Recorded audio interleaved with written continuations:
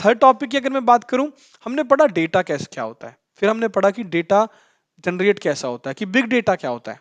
अब हम पढ़ेंगे वो बिग डेटा मैनेज कैसे होता है। आपने डेटा क्या होता है हमने समझ लिया, बिग डेटा क्या होता है, कैसे जनरेट होता है, क्या क्या चीजें उसमें इन्वॉल्व है, वो भी हमने समझ ली। बट अब हम पढ़ेंगे कि उस डेटाबेस को, उस बिग डेटा को, जो which is huge in number, lot of variety of sources are involve, वो मैनेज कैसे होता है। उसको बनाने के लिए हमारे पास एक होता है, सबसे पहले हम बोलेंगे डेटाबेस। डेटाबेस क्या होता है कि हमारे पास सारी कलेक्शन ऑफ इंफॉर्मेशन हम एक स्ट्रक्चर्ड लेवल में करते हैं। स्ट्रक्चर्ड मतलब क्लीन, जो डेटा अपनी शेप में है, हम उसको एक इलेक्ट्रॉनिकली और लॉजिकली अपने कंप्यूटर्स में सेव कर देते हैं। ओके, ताकि कभी भी कोई भी जाके उसको एक्सेस कर सके, मैनेज कर सके। एक छोटी फाइल, आप सोचिए कि आपके पास एक एक्सेल फाइल है और आपके पास एक क्लाउड स्टोरेज है। अगर मैं क्लाउड स्टोरेज का बैकग्राउंड दूं तो क्लाउड स्टोरेज कुछ नहीं, बस हमारा एक गूगल ड्राइव, जैसे हमारा गूगल ड्राइव है, दिस इज नथिंग बट हमारा एक क्लाउड ड्राइव है, कि आप कभी भी अपनी इमेजेस, अपनी एक्सेल फाइल और अपनी इंपॉर्टेंट फाइल्स आप वहां जाके रख देते हैं, उसको कभी भी मैनेज कर सकते हैं। और इवन मैनेज की बात नहीं है, अगर मुझे वो फाइल्स देखनी है तो आप मुझसे गूगल ड्राइव लिंक शेयर कर देते हैं, यही होता है।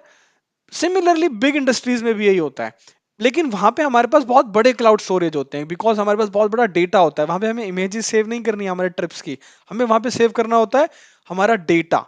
ओके, जहां पे हमारे पास Oracle, MySQL, MS SQL, AWS, बहुत सारे क्लाउड स्टोरेजेस प्लेटफॉर्म आ जाते हैं।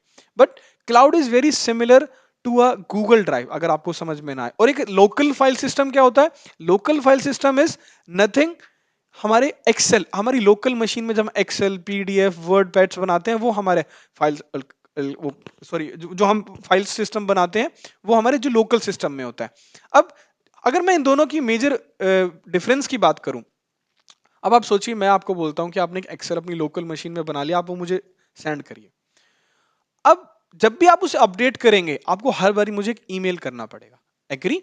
लेकिन क्लाउड स्टोरेज क्या है, आपके पास वहीं पे डेटा है, वो ऑटोमेटिकली अपडेट पे आ रहा है, ऑटोमेटिकली अपडेट है।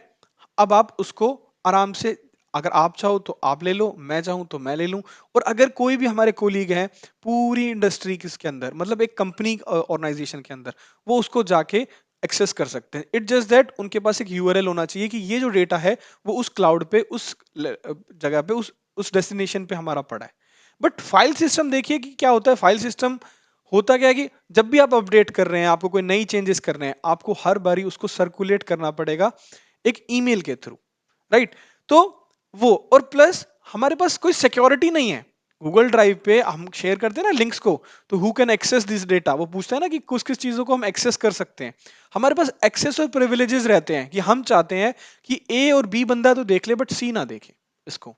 तो वी हैव अ एक्सेस, हमारे पास एक्सेस और प्रिविलेजेस रहते हैं इनको दिखाने के लिए, हम किसको चाहते हैं कि देखें और कौन चाहते हैं हम ना देखें, ठीक है। और कितना बड़ा डेटा, एक्सेल की एक लिमिटेशन होती है, एक्सेल की एक लिमिटेशन है, कुछ 10,44,000 रोज के बाद एक्सेल हमारा काम करना बंद कर देता है, मतलब नंबर ऑफ रोज हम एक्सीड कर देते हैं, ठीक है। लेकिन क्लाउड स्टोरेज के अंदर हमारे पास जो बड़ी बड़ी कंपनीज होती हैं, उनमें हमारे पास कोई स्टोरेज लिमिट नहीं होती है। 20 बिलियन, मिलियन, बिलियन और ट्रिलियन ऑफ रोज में हम बात करते हैं, ठीक है। और हमें यह भी पता है लोकल सिस्टम जो एक्सेल फाइल में है, ऑल दो लिमिटेशन इसकी 10 लाख कुछ है, बट ये 2 लाख और 3 लाख पे, अगर कभी किसी ने एक्सेल पे काम किया तो हमें सबको पता है 2-3 लाख पे आके ये बहुत बुरी तरीके से परफॉर्म करने लग जाता है एक्सेल। और इसी कारण हमारा 2008 और 10 के टाइम रेवोल्यूशन आया, जब हमें क्लाउड स्टोरेजेस पे मूव कर गए। ऑल्दो इसका डेवलपमेंट बहुत पहले हो चुका था, जिसके बारे में अभी हम बात करेंगे, ठीक है। लेकिन 2008 और 10 के अराउंड इसकी नीड आ गई कि अब हम एक्सेल फाइल सिस्टम पे काम नहीं कर सकते हैं, हमें जाना ही जाना पड़ेगा एक क्लाउड स्टोरेज पे। हम हर बारी इतना पेन नहीं ले सकते हैं कि हर बारी हम सिक्योरिटी कैसे दें, उस बंदे को ईमेल से हटा दें, CC से हटा दें, हमारा डेटा बहुत ज्यादा बड़ा होता जा रहा है दिन भर दिन, हमें उस क्लाउड पे मूव करना ही पड़ेगा। तो क्लाउड, जहां पे हर कोई आके हमारे डेटा को देख सके, डेफिनेटली उसके साथ कुछ एक्सेस और प्रिविलेजेस रहेंगे, और कितना डेटा उस पर स्टोर हो सकता है, ठीक है। सो इन शॉर्ट, अगर आप एक स्टार्टअप खोलने जा रहे हैं जहां पे आप 10 से 15 हजार रोज के साथ कभी काम नहीं करेंगे, तो हम हमेशा उसको कह सकते हैं कि आप एक्सेल के साथ ही रहिए। बट आज के टाइम में कोई भी एक्सेल और इन चीजों पे काम नहीं करता, हम हमेशा एक क्लाउड स्टोरेज की तरफ ही मूव कर चुके हैं, ठीक है। तो this is a prime difference between a file system और अ क्लाउड स्टोरेज की how they can be stored and manipulated, number one. Number two, how they can access, how and who can access honestly, and then कितना data हम store कर सकते हैं. Basically database जहां पे हमारा सारा डेटा पड़ा है, एक एक्सेल में टेबल्स में रोज एंड कॉलम्स के लेके देखिए, वही एक हमारा डेटाबेस होता है. ठीक है. एक सेंट्रलाइज डेटाबेस बोलते हैं हम. सेंट्रलाइज डेटाबेस मतलब, अगर मैं बोलूं, रेपोसिटरी ऑफ डेटा. रेपोसिटरी ऑफ डेटा मतलब सारा डेटा, सेल्स का, फाइनेंस का, प्रोडक्शन का. एक कंपनी कभी भी एक डोमेन पे काम नहीं करती है. ठीक है. जैसे अगर मैं बात करूं मारुति, मारुति के पास वेंडर लेवल डेटा होगा, वेंडर लेवल होगा, सेल्स लेवल होगा, परचेज होगा, उनका क्वालिटी होगा, प्रोडक्शन होगा, उनका फाइनेंस होगा, उनके हजारों डिपार्टमेंट होंगे. हजारों डिपार्टमेंट का डेटा एक सिंगल लॉजिकल लेयर में जाके हमने रख दिया है. अगर फाइनेंस वाले बंदों को लेना है वो डेटा, अगर आप ये डायग्राम फॉलो करें, मेरे कर्सर को फॉलो करें, क्लाइंट वन चाहता है कि मैं फाइनेंस के डेटा को जाऊं. मैं क्योंकि हम लोग भी एक पर्टिकुलर डोमेन में काम करते हैं. तो डेटाबेस कुछ नहीं, बस एक सेंट्रलाइज्ड इंफॉर्मेशन, एक रेपोजिटरी जहां पे आपका सारा data in form of logical और इलेक्ट्रॉनिकल सिस्टम्स पड़ा है आपके कंप्यूटर सिस्टम्स में. ठीक है. आप जाएं और एक्सेस कर लें उसको. अब कभी भी किसी की जरूरत नहीं होगी कि जैसे लोकल फाइल में क्या होगा, आप मुझसे बोलेंगे कि क्या आप मुझे फाइनेंस का डेटा भेज सकते हैं, आप मुझे इसका डेटा भेज सकते हैं, किसी सेल्स का. बट डेटाबेस क्या है, आपका क्लाउड पे पड़ा है, आपको चाहिए आप रिट्राइव करो. सिंपल. ठीक है. उसको रिट्राइव कैसे करते हैं वो अभी हम देखेंगे. ठीक है. वही हमारा आज का टॉपिक रहेगा, उसको रिट्राइव कैसे करते हैं. ठीक है. डेफिनेटली जब क्लाउड स्टोरेज पे पड़ा है, ठीक है, in the form of tables, rows और कॉलम्स होते हैं. ठीक है. और हमारा डेटा क्वेरी को एफिशिएंट बना देता है, किसी की डिपेंडेंसी को खत्म कर देता है. We do not have a dependency, just go and extract. 24 घंटे डेटा अवेलेबल है, 24 घंटे 365 दिन हमारे पास डेटा अवेलेबल है. हमारे पास डिफरेंट टीम्स होती है उसको एक्सेस करने के लिए, मैनेज करने के लिए, मॉडिफाइड करने के लिए, अपडेट करने के लिए, और ऑर्गेनाइज्ड लेवल पे पड़ा है. आप जाएं और उस डेटा को देख लीजिए. तो database is nothing but your central repository of your organisation. That's all. Okay. अब हम पढ़ते हैं डेटाबेस मैनेजमेंट सिस्टम क्या होता है. हमने सबसे पहले पढ़ा डेटा, फिर हमने बिग डेटा. डेटाबेस क्या होता है, in the form of rose and structure.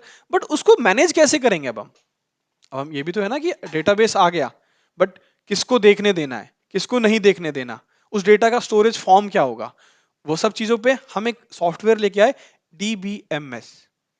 एक सिंपल सॉफ्टवेयर. कभी कंफ्यूज मत होना, हम हमेशा पढ़ते हैं डीबीएमएस और आरडीबीएमएस में क्या फर्क होता है. गाइस वेरी सिंपल फर्क इज, डीबीएमएस एक सॉफ्टवेयर है डेटाबेस को मैनेज करने के लिए. सिंपल. कि जहां पे स्टोर, रिट्राइव, डिफाइन और मैनेज कर सकते हैं. हर एक आदमी की हर एक रिस्पॉन्सिबिलिटीज को डिफाइन कर देते हैं कि आप जाओ, आप स्टोर कर लीजिए, आप रिट्राइव कर सकते हैं. हमारी मोस्ट ऑफ रिस्पॉन्सिबिलिटीज गाइस हमेशा रिट्रीवल प्रोसेस में रहेगी. ठीक है. For your information. फिर डिफाइन कैसे करें हम, मैनेज कैसे करें. अब रिलेशनल डेटाबेस क्या होता है कि हमारे पास इतने सारे डेटा बेसिस कि हम उसको किस तरीके से, एक सॉफ्टवेयर तो है हम डेटाबेस को मैनेज करने के लिए, बस उस डेटाबेस को हम कैसे स्टोर करेंगे, इन the form of tables, in the form of graphical, in the form of tree like structure. ठीक है. बस वही हमारा सारा खेल होता है आरडीबीएमएस और डीबीएमएस का. डीबीएमएस एक हमारा डेटा जिसको हम कह देते हैं कि ये हमारा सॉफ्टवेयर है और आप जाओ और हमारे डेटाबेसेस को ऑर्गेनाइज वे में डिजाइन करो. That's all. DBMS which is used to store, retrieve, define and manage the data in the databases. Simple. फिर फिर आती है हमारे पास रिलेशनल डेटाबेसेस की. हमारे पास बहुत सारे टाइप्स ऑफ डेटाबेसेस होते हैं. Relational, no SQL, graph database, centralised database, distributed database. But इन सब में से हम सब में सिर्फ एक फोकस रखेंगे रिलेशनल डेटाबेस के ऊपर, क्योंकि यही हमारा एक अल्टीमेट, जहां पे आप अपनी 100% ऑफ रोल्स एंड रिस्पॉन्सिबिलिटीज रखेंगे सीक्वल के लिए. सो रिलेशनल डेटाबेस को अभी हम पढ़ेंगे. सिंपल. ओके. लेकिन एज आई सेड कि हम हमेशा पढ़ने से पहले हमें एक छोटा सा एक हिस्ट्री समझ में लेनी चाहिए, क्योंकि history is very important. Although कोई आपसे पूछेगा नहीं, बट आपके माइंड में एक पिक्चर और एक सेंस ऑफ नॉलेज आ जाती है कि हाँ मुझे इसकी हिस्ट्री से भी मैं कनेक्टेड हूँ. तो आरडीबीएमएस क्या होता है, रिलेशनल डेटाबेस मैनेजमेंट सिस्टम. हमने यहाँ पे पढ़ा डीबीएमएस, अब हम पढ़ने जा रहे हैं रिलेशनल डेटाबेस मैनेजमेंट सिस्टम. कि एक डीबीएमएस को स्टोर करने का, एक डेटाबेस को स्टोर करने का तरीका होता है रिलेशनल डेटाबेस. हम उसके बारे में हम बहुत डीप में पढ़ने वाले हैं. ठीक है. लेकिन before going through the deep, हम पढ़ेंगे कि आरडीबीएमएस की हिस्ट्री क्या है। आरडीबीएमएस की हिस्ट्री अगर मैं आपको इन शॉर्ट में बताऊं तो इसको आईबीएम ने 1970s के अंदर वो किया था, आईबीएम ने 1970s में इन्वेंट किया था। अब the first RDBMS was in 1976 and the industry get a breakthrough in 1979 जब ओरेकल इंट्रोड्यूस हो गया था, ओरेकल के और ओरेकल कॉर्पोरेशन के द्वारा। ठीक है, जो बहुत बड़ी विन विन सिचुएशन थी, जो बहुत बड़ा एक माइलस्टोन था और इस सीक्वल और रिलेशनल डेटाबेसेस सिस्टम्स के अंदर। बट इसके जो पायनर्स हैं, इसके जो वो कहते हैं ना रचेता है, वो हमारे आईबीएम है, mister E F Codd in 1970। Okay, but आप आईबीएम ध्यान रखिएगा, बस दैट्स इतना बहुत है। ओके, बट उसके बाद हमारे पास एक चार्ट है जहां पे हम कहां से स्टार्ट हुए, from all the way from 1915 to 2016। अब हमें ये सब कुछ पता है कि जैसे जैसे हमारे पास टेक्नोलॉजी आती रही, हम अपने सिस्टम्स को अपग्रेड करते रहे।